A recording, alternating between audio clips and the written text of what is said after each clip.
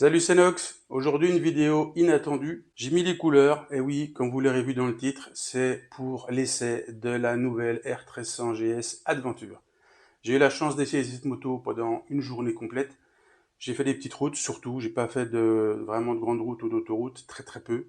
Donc, une grosse balade de un peu moins de 400 bornes. On a roulé un peu plus de 6 heures, col du Babaou, l'Estérel, etc. Franchement, super. Alors, cette version avait la particularité d'être équipée de la boîte de vitesse ASA, Automated Shift Assistance, c'est-à-dire la boîte automatique de BMW. Alors, c'est une boîte AMT, Automated Manual Transmission, comparativement au DCT, qui est un Dual Clutch Transmission. La différence, c'est quoi? Sur le DCT, comme il y a sur l'Africa Twin, il y a deux embrayages. C'est exactement la même chose que ce qu'il y a sur les Volkswagen ou Audi DSG. On a deux embrayages. Et en fait, le passage de rapport se fait en extrême douceur parce qu'un embrayage est enclenché, l'autre est pré-enclenché. Elle va s'enclencher au fur et à mesure pendant que le premier va se déclencher. C'est pour ça qu'on n'a absolument aucune sensation d'à-coup sur une boîte DSG grâce à ce double embrayage. C'est la même chose sur le DCT. L'inconvénient, c'est que c'est lourd, ça fait à peu près 12 kilos, c'est assez compliqué et c'est assez cher. Et j'en parle en connaissance de cause puisque pendant des années, j'ai travaillé pour l'industrie automobile qui fabriquait des vannes de pilotage justement pour les DCT et les AMT. L'AMT, c'est une autre chose. L'AMT, en fait, c'est une robotisation d'une boîte mécanique existante. On va dire c'est le parent pauvre, c'est-à-dire que la boîte n'a pas été développée pour être automatique. C'est une boîte mécanique qui est robotisée. Donc, on rajoute un système par-dessus. L'avantage, c'est que ce système est simple, il est moins cher, il est moins lourd. Il fait à peu près 3 kg, 2,8 kg sur la Yamaha. L'inconvénient, c'est qu'on n'a pas ce double embrayage. Donc, le passage de vitesse se fait avec on va dire, un à-coup. Sur la boîte de la 1300 GS, il faut savoir que la boîte, elle s'auto-calibre en roulant. Donc, les 200 premiers kilomètres sont absolument horribles. Pour les acheteurs de cette moto, ne soyez pas surpris. Les 200 premiers kilomètres, la boîte réagit très mal, elle est très lente, elle donne énormément d'à-coups. Il faut qu'elle s'habitue. À partir de 200 km, elle devient beaucoup plus fluide. Et elle a un avantage, c'est que sur la BM, elle est couplée avec la centrale inertielle. Ça veut dire quoi? Ça veut dire que la moto sait quand vous montez ou vous descendez, vous êtes en virage. Conséquence, par exemple en montée, si vous accélérez, la moto va le savoir, elle va dire « Ah, il monte, il accélère, donc je vais passer les rapports moins vite, je vais monter plus dans les régimes. » C'est plutôt pas mal. En descente, c'est exactement l'inverse. Si vous descendez et si vous freinez, par exemple, vous descendez un col et vous arrivez sur une épingle, vous freinez, là la boîte va tomber les rapports, 6, 5, 4, 3, 2, très vite pour vous donner plus de frein moteur. Ça, c'est aussi un avantage. C'est un petit peu ce qui manque sur le DCT Honda. Il y a très peu de frein moteur. On peut le régler, on peut ajuster le frein moteur. Mais là, c'est d'origine fait grâce à la centrale inertielle sur la BM. Autre chose, en virage, la moto sait que vous êtes en virage, donc ne changera pas de vitesse quand vous êtes en virage. Ça, c'est plutôt pas mal. Même quand la moto sera rodée, vous aurez toujours l'impression d'avoir un à-coup, surtout à la montée, pas trop à la descente. À la descente, ça fait un peu comme un shifter. Mais à la montée, on aura toujours cette sensation d'à-coup, parce que si les vannes sont pilotées électriquement, la partie puissance est hydraulique. Et l'hydraulique, c'est pas très rapide. Comme sur les voitures d'il y a quelques années, on a l'impression, quand on monte les rapports, qu'il y a un temps mort assez important. En fait, si vous prenez un chronomètre, le passage de vitesse en automatique sera plus rapide que si vous le faites à la main. Mais comme en mode automatique, on ne fait rien et que la boîte fait tout le travail, on a l'impression que c'est très long, même si en réalité, ce n'est pas très long. Toujours est-il que, même quand la moto sera rodée, vous aurez la sensation que vous changez de vitesse. Sur la Yamaha, il semblerait que ce soit différent. J'ai l'impression que c'est électrique uniquement, parce qu'autant à la montée qu'à la descente, c'est extrêmement rapide. J'ai pas trouvé de détails techniques sur internet pour savoir si j'utilisais aussi de l'hydraulique ou un shifter électrifié. Je ne sais pas comment ça fonctionne sur Yamaha, mais en tout cas sur Yamaha, on a beaucoup moins cette sensation d'à-coup. Donc je pense que ça vient de la partie hydraulique. En tout cas, on va voir la moto en vrai. Let's go!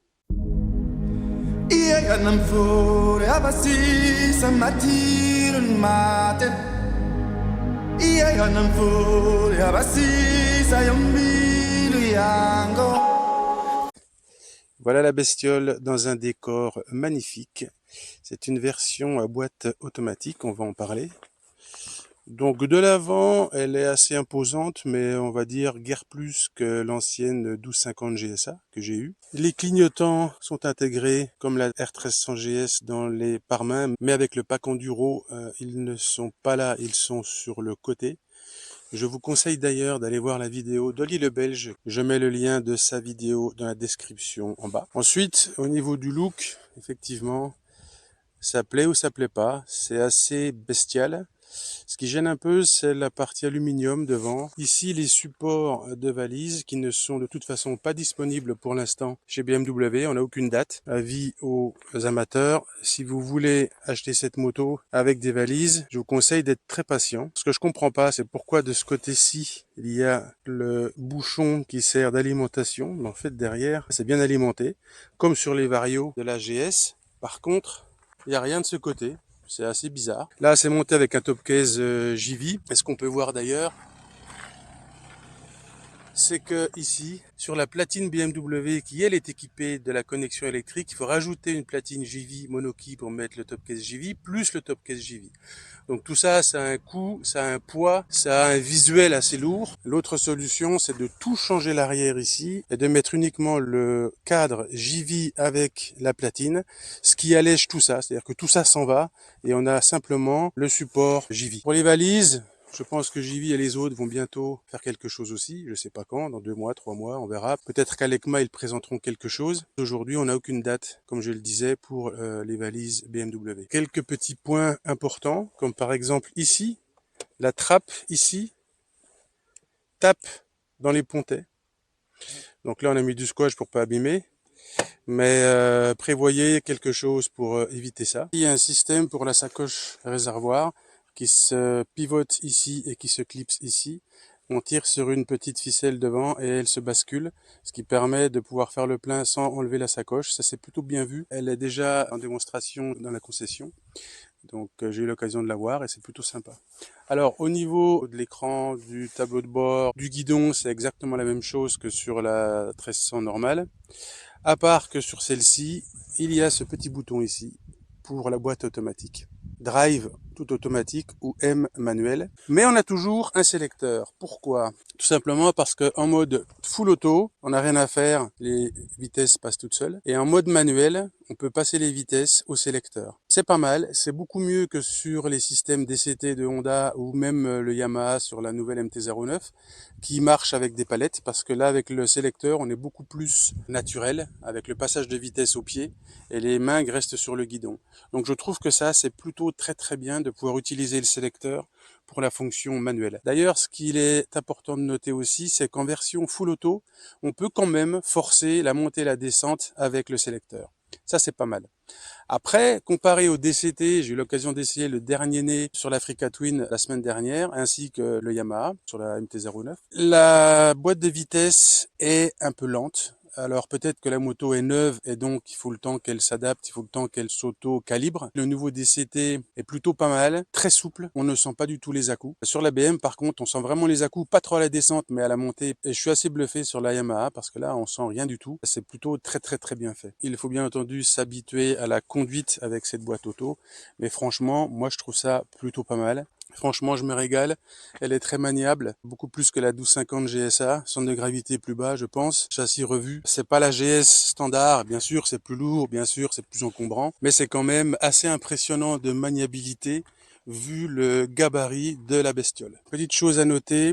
Il n'y a pas de point mort au sélecteur. C'est-à-dire qu'on a la première, ensuite la deuxième. Il n'y a pas de zéro, il n'y a pas de neutre.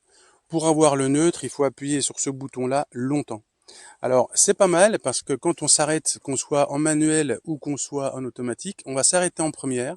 Et si on coupe le jus à l'arrêt comme ça, quand on arrive, quand on s'arrête, en fait, elle passe en mode parking automatiquement, c'est-à-dire qu'il y a la première qui est enclenchée, ce qui permet d'avoir l'équivalent d'un frein à main. Et donc, la moto ne bouge pas. Contrairement à l'Africa Twin qui a un frein à main qui est assez nul, parce qu'en fait, au fil du temps, il se détend. J'ai eu l'expérience de ça. Là, on est enclenché sur la première, un peu comme la YAM.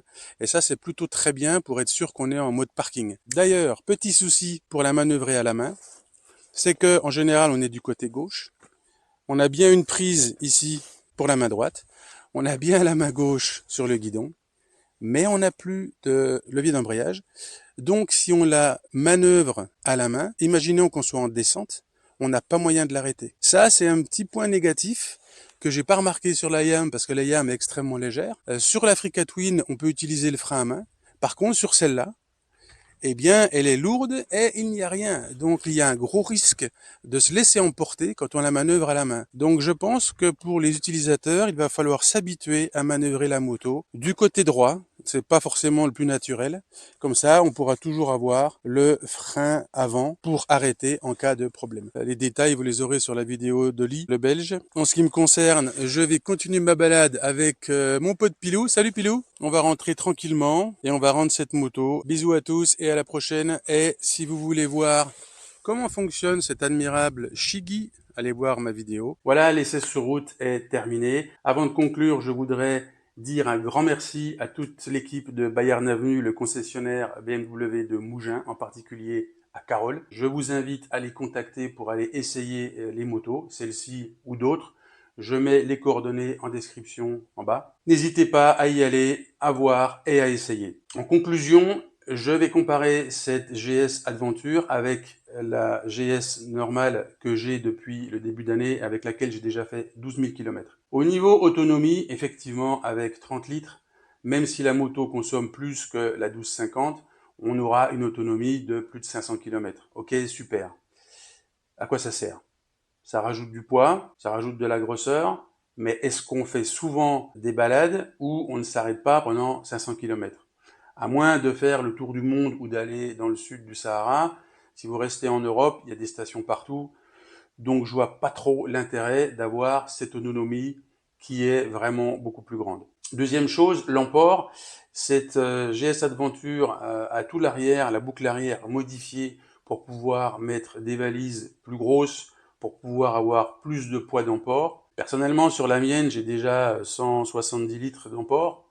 C'est très largement suffisant pour une balade même de 15 jours. Est-ce qu'il y a vraiment un intérêt d'avoir la possibilité d'emmener encore plus de choses?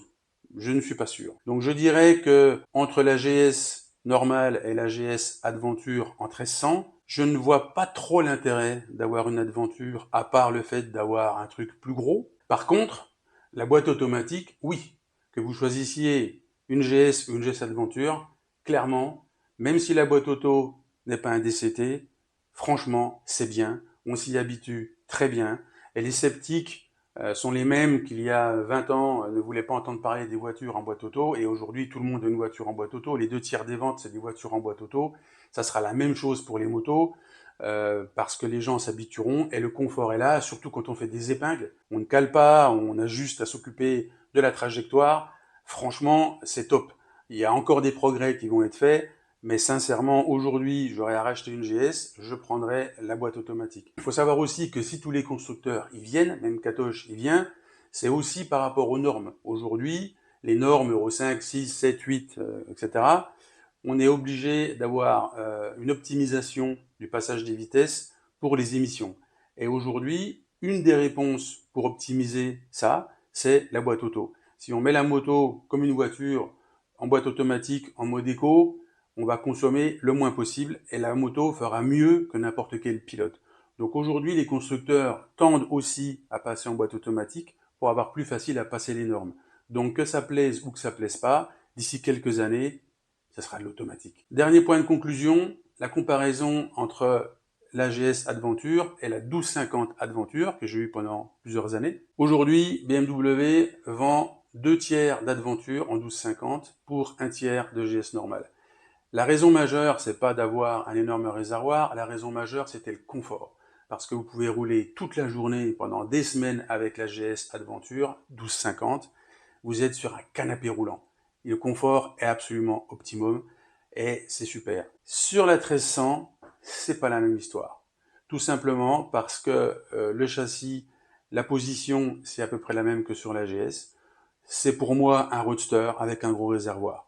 Ça veut dire que, ma morphologie en tout cas, le guidon est un petit peu trop en avant, donc on est un peu penché en avant. Il faudrait rehausser et avancer le guidon comme j'ai fait. en mettant des pontets adaptés chez Wunderlich ou un autre. Et surtout, la selle.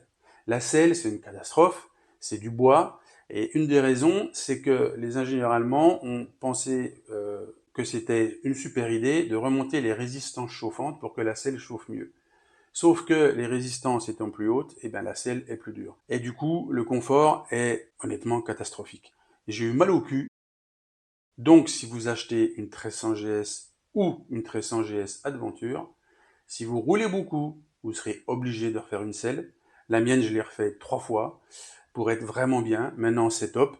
Mais franchement, une bécane de ce prix-là, mettre 30 boules dans une bécane pour être obligé de modifier le guidon, modifier la selle, ça fait un peu, c'est le cas de le dire, mal au cul. Entre parenthèses, si vous voulez faire une selle sur Nice, je vous conseille NMB Design à Nice, Nicolas. Il fait du travail magnifique. Et après, vous avez à nouveau un coussin. Mais de toute façon, ça ne sera pas aussi confortable que la 1250 GSA. Voilà un petit peu mon point de vue sur cette moto. Donc c'est une bonne moto. Au niveau routier, c'est super. Au niveau freinage, au niveau moteur, au niveau maniabilité, franchement c'est top. J'ai beaucoup aimé. Le truc qui m'ennuie, c'est le confort. Donc pensez-y quand vous allez l'essayer, si vous voulez l'acheter. Ne vous contentez peut-être pas de faire que 50 km. Essayez de rouler un peu plus sur des routes un peu défoncées pour vraiment vous rendre compte si ça vous va ou pas. Après, si vous roulez 50 km une fois de temps en temps, il n'y a pas de souci. Mais si vous voulez vraiment rouler beaucoup, si vous faites des gros road trips, regardez bien ce qui existe en selle et surtout, faites des essais. Voilà, j'espère que la vidéo vous a plu. Encore une fois, j'ai été très content d'essayer cette moto. C'était pas prévu. J'espère que je pourrai faire d'autres vidéos pour en parler. En attendant, abonnez-vous pour ne pas louper les prochaines vidéos et je vous souhaite une bonne journée.